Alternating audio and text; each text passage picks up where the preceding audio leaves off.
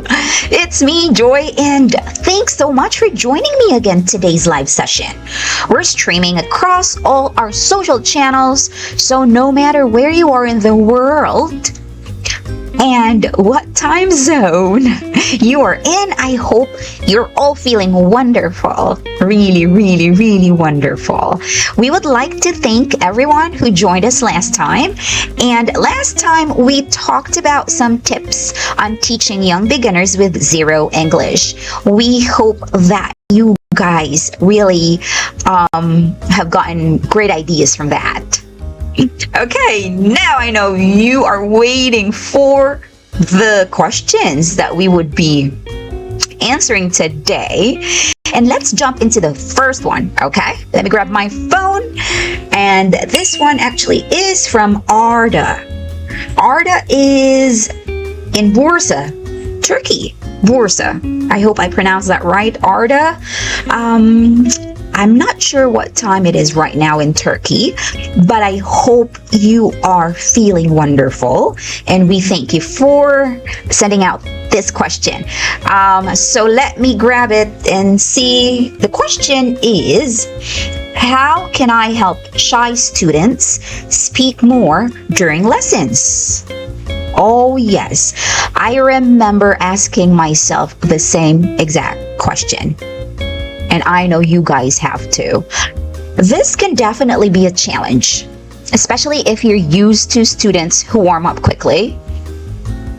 Right? Let's say you've been teaching for quite a while, and then all the students that you've encountered are, so easy to build rapport with, and here comes a new one that is very shy, and you feel like you've done enough, warm-ups, and this student's still very shy and doesn't really talk very much.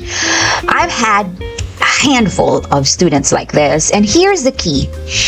Your first goal, I think I've mentioned this in our previous live session, that the first goal is to connect with them right from the very first class, I mean.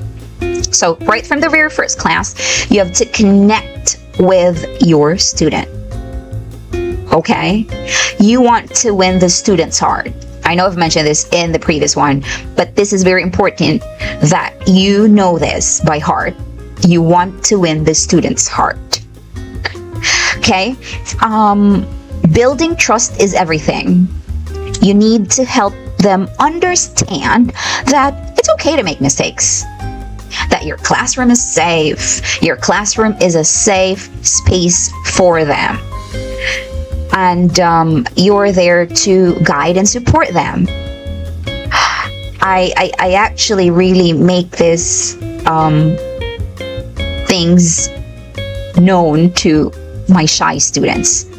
I want to remind them that it's okay to make mistakes, and I'm here to guide and support you, and this is the safest place where you can make mistakes, because that's why I'm here.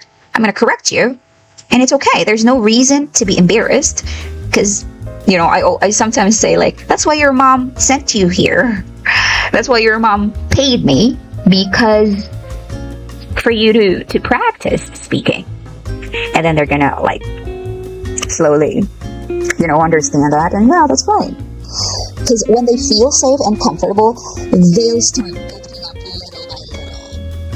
Now, when you're in an actual class, there are things you can do to help shy students feel more comfortable. And one of the best ways, yes, you have to make them laugh. All kids love to be funny, and humor can break down those walls. I remember my student Dora. She was very shy and quiet, but the moment she saw my goofy side, her eyes lit up.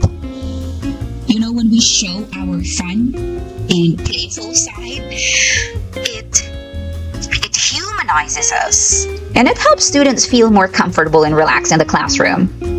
I mean, you can relate to that. I think, if we can put ourselves when we were students, and I think most of us could agree that the teacher that we like is that one teacher that made us laugh, the one that's funny, the one that showed his or her vulnerable side, because we can relate to that teacher. Oh, he or she is a human too, like me, there's no difference. And that's what we want our students to feel. Now, let me show you an activity from level 1. This is a sentence pattern practice. Okay? So, as you can see here, you have to laugh out loud. Because, when you do that, your students would really feel comfortable, and your student would realize that you're not a scary, intimidating teacher. You're somebody they can feel safe with and be themselves around. And I think you, me, every one of us, that's what we want, right? It's all about feeling comfortable and feeling safe, and the validation that I can be myself in this classroom. So the sentence patterns are actually designed for younger students, and you can make it really, depends on your style as well. You can make it, you can customize it, you can make it yours. So whatever your personality is, you can just apply that in that sentence pattern. Also, you could start with guided, like what I said, the sentence patterns, and also the dialogues. Dialogues are very important because it makes the student feel comfortable right away. These boost their confidence because they don't have to think of answers on their own. They get really scared when they have to think and formulate sentences on their own right away. They get to read and follow your lead. So that's why dialogues are really, really helpful for shy students to get them speak. Yes. Question and answer exercises with answers provided also works very well. So for the questions, you want the questions to be open-ended, right? These are great for conversations, but they can feel intimidating for shy students, to be very honest, because they would be quiet. There would be what do you call that? Just dead zone. Just quiet time. All right. If you're not talking, it's really quiet. They often know the answer. Yes. They're just unsure of themselves. They're afraid of making mistakes because I think they're used to, maybe the environment in their classroom, the face-to-face class, is when you make mistakes, it's really scary. They feel very embarrassed. So that's why when they are in your classroom, they still have that thinking. So how do you help them? You have to model the answer. You have to model the answer, and it's like you show them this is how you answer it. So, for example, there's a question. Let's say, okay, what are the activities that you like to do every Sunday? They're not going to say anything. No. 0. Right? So what you can do is you can say, oh, I like to read books every Sunday. I like to play with my dog every Sunday. Yeah. And let me show you here an example of an open-ended question from this material that I'm using right here. So the open-ended questions, like what I said, it's important to model the answer so you can give your students the idea of how to answer it, and that, kind of calms them down and make them feel comfortable when it is their time to answer that question. Okay? All right, now, what else can we do here? A fun game. So if you have a really fun game, that's going to be a huge hit. even for my shyest students. Just laugh out loud. Okay, so when you have a fun game, you want to make it fun. It's you just gotta laugh out loud, you know, like your authentic self. This activity helps break the ice and encourages participation in a fun, stress-free way. So let me show you how we use it in class. Okay, so this game is really, really funny. This is actually not a game. This is the sentence pattern part, but I would introduce this to my student like a game. I say, okay, now we're gonna play a game.